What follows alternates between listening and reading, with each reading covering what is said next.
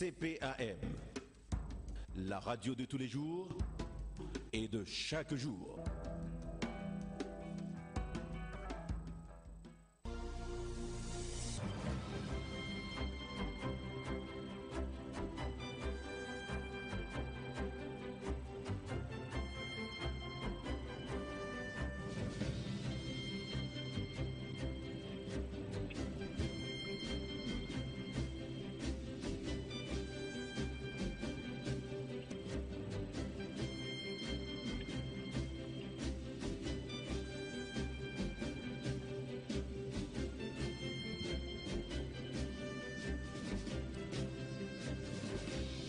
Exactement, 17h35.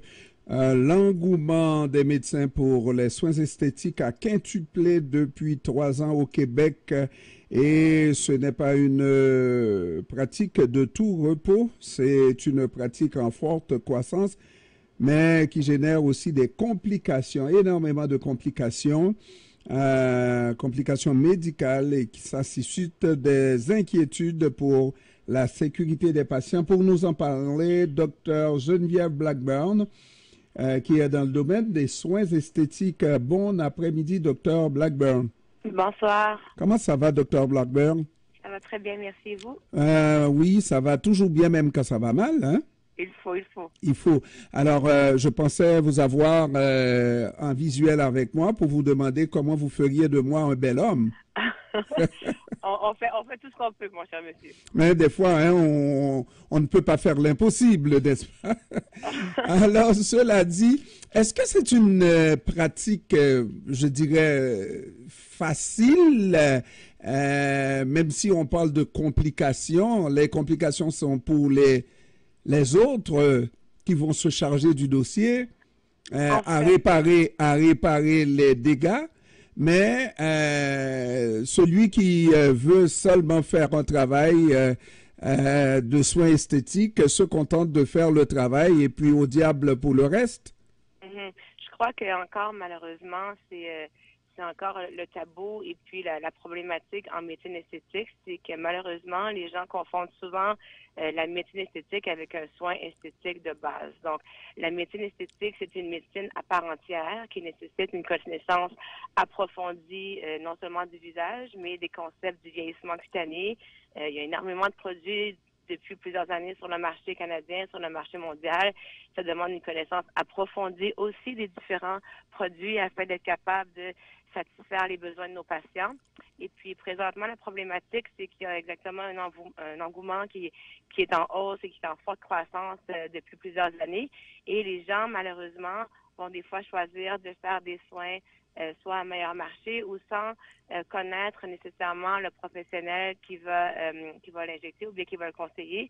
Et puis, suite à ça, les patients se retrouvent avec des complications qui peuvent être majeures, notamment la perte de la vision ou la nécrose de la peau. Donc, on peut perdre des morceaux de peau. Donc, c'est beaucoup plus risqué que ça en a l'air. Quand on regarde les médias sociaux, on regarde Instagram ou Facebook, on se dit, mon Dieu, bon, elle a des belles lèvres, elle a des nouvelles joues. On voit pas l'envers de la médaille, on voit pas ce qu'il y a en dessous. Et puis, les gens, on pique à l'aveugle et malheureusement, on voit que le beau, mais quand ça se complique, ça peut devenir très désastreux, effectivement. Alors, j'essaie de comprendre qu'est-ce qui suscite cet engouement-là d'aller faire, quand vous me dites qu'on est là aussi pour réparer des dégâts, je comprends la nécessité de cette médecine-là, mais au prime abord, il me semble que c'est la santé d'abord. Le serment d'Hippocrate, c'est d'abord préserver cette santé-là. Est-ce qu'il y a un rapport entre la beauté et la santé? Oui, à 100%. Écoutez, moi, je suis omnipraticienne de formation. J'ai pratiqué pendant une dizaine d'années en médecine d'urgence. Et puis, la santé englobe vraiment un tout. Donc, c'est un esprit sain et dans un corps sain. Et puis, la médecine esthétique, ça va bien au-delà de souvent ce qu'on peut comprendre que c'est on va enlever une ride ou on va faire des lèvres qui sont plus grosses, des plus grosses fesses. Donc, il y a un aspect psychosocial qui est énorme associé à l'enjeu physique. Et puis, il y a des études qui ont très bien démontré aussi cet enjeu-là. On vit dans une société qui est très demandante pour femmes et hommes. au niveau de leur apparence, au niveau de ce qu'ils projettent. Et puis, on se rend compte que d'améliorer souvent un aspect particulier, soit du visage ou du corps, la répercussion que cette correction-là peut avoir au niveau de l'aspect psychosocial, relationnel, au niveau comportemental est quand même assez substantiel. Donc, ça va au-delà de juste essayer de rendre tout le monde joli, mais bien plutôt de venir travailler avec la personne, avec le patient, afin que cette personne-là se sente mieux.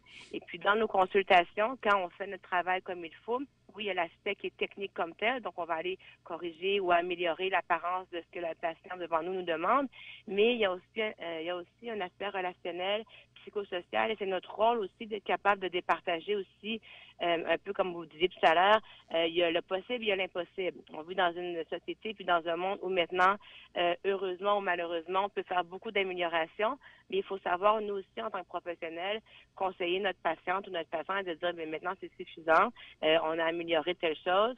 Est-ce que c'est pas plutôt un problème qui est plus psychologique ou autre qui va venir ternir un peu la vision que la personne a d'elle-même?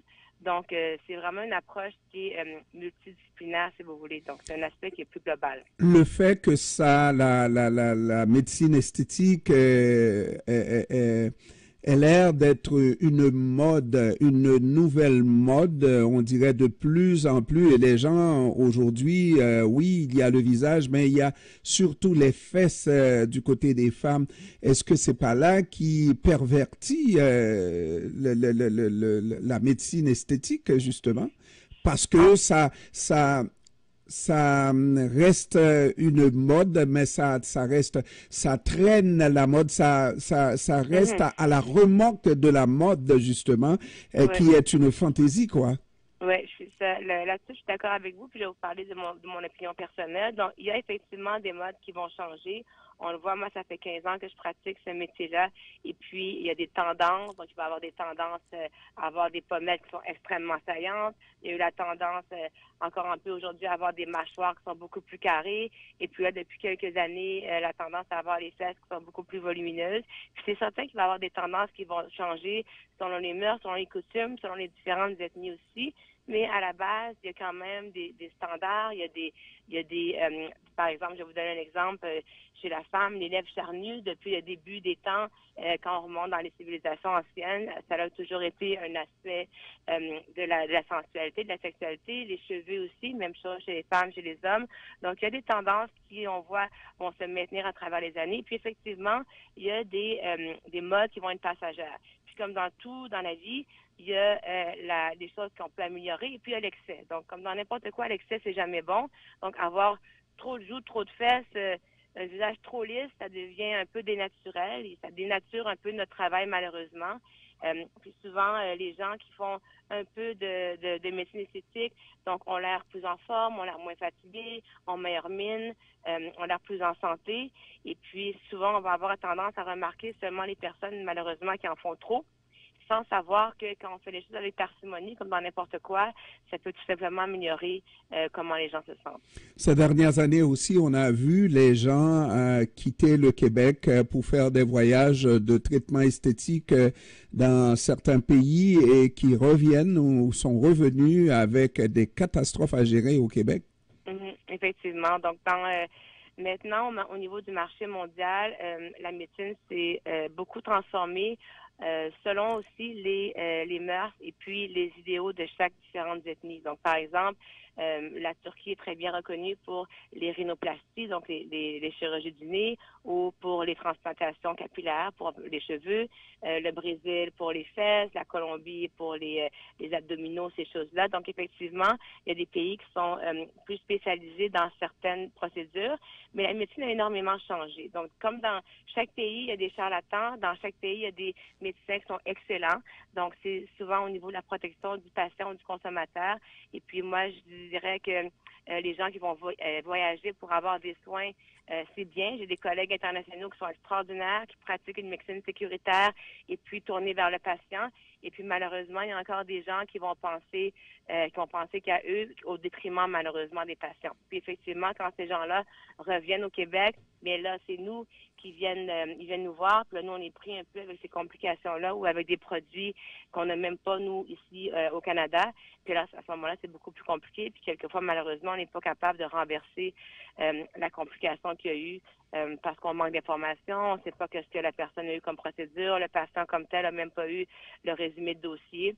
Donc, c'est ça qui devient un petit peu plus difficile quand on va à l'extérieur, c'est qu'une fois qu'on est revenu, bien la majorité des gens ou des chirurgiens vont avoir beaucoup plus de difficultés à corriger quelque chose qu'ils n'ont pas fait eux-mêmes. Vous avez dit, docteur, qu'il y a des charlatans un peu partout. Est-ce qu'il y en a ici au Québec dans ce domaine-là aussi? Ouais, je pense pas que c'est peut-être pas le bon terme charlatan. Je pense que les gens veulent peut-être bien faire en voulant offrir des soins à des gens ou à des patients, mais le problème c'est qu'on sous-estime la dangerosité des interventions parce que quand j'enseigne beaucoup aussi dans le domaine et puis la chose que je vais répéter le plus souvent c'est moins on en sait, moins on a l'impression que c'est dangereux.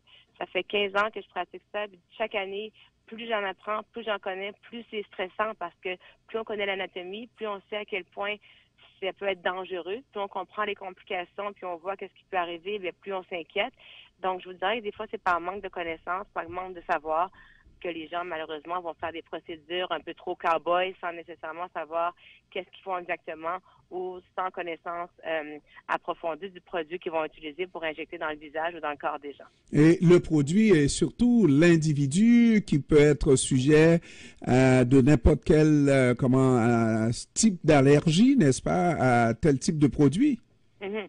Oui, les allergies, ça fait partie des effets secondaires potentiels sérieux, mais je vous dirais que la complication la plus dangereuse en ce qui a trait aux procédures esthétiques qui sont non invasives, donc non chirurgicales, c'est l'injection de produits à travers le réseau vasculaire. Donc, si on injecte un produit dans une artère ou bien dans une veine et on compromet la circulation sanguine, à ce moment-là, la peau peut mourir en dessous. On peut avoir des nécroses, des infections sévères ou encore, comme je vous expliquais tout à l'heure, quand on injecte dans les régions du visage, on peut perdre la vision. Donc, ça, c'est des complications qui sont permanentes. Donc, souvent, comme j'expliquais dans l'article, c'est qu'il y a des personnes qui vont performer ces interventions-là sans même avoir des antidotes, sans même avoir des instruments médicaux pour être capable d'identifier des complications. Puis là, à ce moment-là, bien, c'est difficile de traiter quelque chose quand on ne sait même pas que la complication est arrivée. Donc, malheureusement, ça arrive. Et dans ce domaine-là, l'obligation du médecin, c'est une obligation de moyens et non de résultats? Qu'est-ce que vous voulez dire, c'est une obligation de moyens? C'est-à-dire, vous n'avez aucune garantie écrite à l'effet que le résultat, ce que vous cherchiez, vous allez l'obtenir. Vous pouvez vous ramasser avec des conséquences énormes, en d'autant que le médecin utilise les moyens connus pour s'en tire. Oui, en fait, dans le rapport de causalité, c'est que pour avoir un dommage, il faut prouver que la personne qui a fait l'intervention ait commis une faute médicale. Donc, voilà. Effectivement, si la personne injecte un produit qui est indiqué pour une autre région, dans une région qui n'est pas la bonne, bien à ce moment-là, il y a faute médicale. Ce qu'on veut dire par des fois des traitements qui ne sont pas garantis, c'est que bien que, par exemple, un certain produit peut être indiqué pour le traitement de la joue, si jamais la personne a une peau qui est plus épaisse, moins épaisse, si la personne est plus mince, si la personne a un vieillissement cutané qui est plus rapide, il y a des facteurs interindividuels que nous, on n'a pas le contrôle.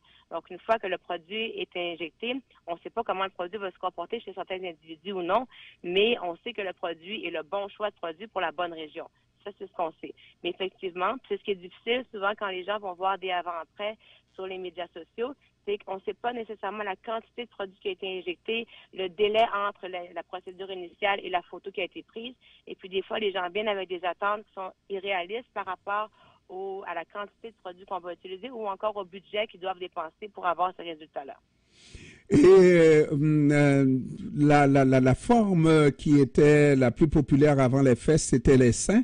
Est-ce que c'est une mode qui a tendance à passer de date ou alors c'est toujours à la mode? Parce que j'ai vu une levée de bouclier de la part d'une personne très connue des médias sociaux par rapport justement à ces greffes de seins, parce que ça a l'air que ça peut être très dangereux, docteur.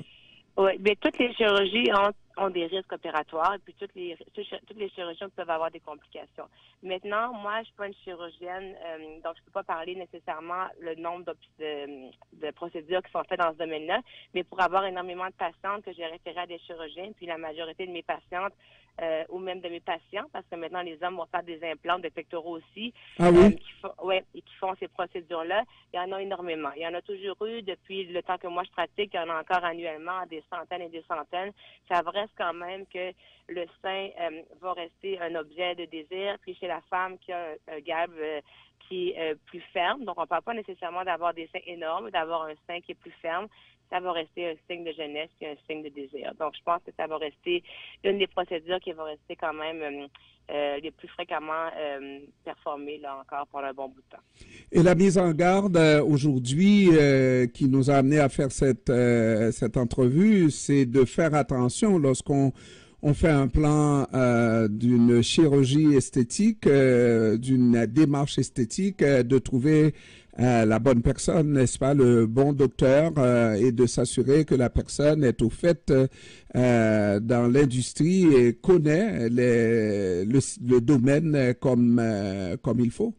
Exactement. Je vous dirais que il y a de la place pour tout le monde. Il y a de très bons médecins et de très bons chirurgiens dans plusieurs pays et au Québec aussi. Je dirais aux patients de vraiment faire, comme on dit en anglais, le due diligence, de s'assurer que la personne qui va performer l'intervention fait plusieurs interventions, qu'elle a l'autorité au Québec de pouvoir pratiquer cette médecine-là, parce qu'au Québec, l'autorité est spécifique par rapport à d'autres provinces, par rapport à d'autres pays, de s'assurer aussi qu'on voit peut-être une ou deux personnes avant de décider de faire la procédure pour que le patient ait vraiment eu la possibilité de poser des questions, de savoir les choix qui peuvent être offerts pour le désir du patient, puis s'assurer après ça que le choix est éclairé. Bon, on fait cette procédure-là en toute connaissance de cause avec quelqu'un dont on sait que la personne est habituée à les aptitudes à faire le traitement et puis surtout les reconnaissances par le collège médical du pays ou bien de la province dans laquelle la chirurgie ou l'intervention va avoir été performée. C'est un minimum de démarches à faire. Docteur Geneviève Blackburn, dans le domaine des soins esthétiques depuis au moins une quinzaine d'années, docteur? Exactement, 15 ans. Merci beaucoup, docteur, d'avoir pris du temps de nous parler cet après-midi. Ça me fait plaisir. Bonne fin de journée, monsieur. À vous aussi. Au revoir.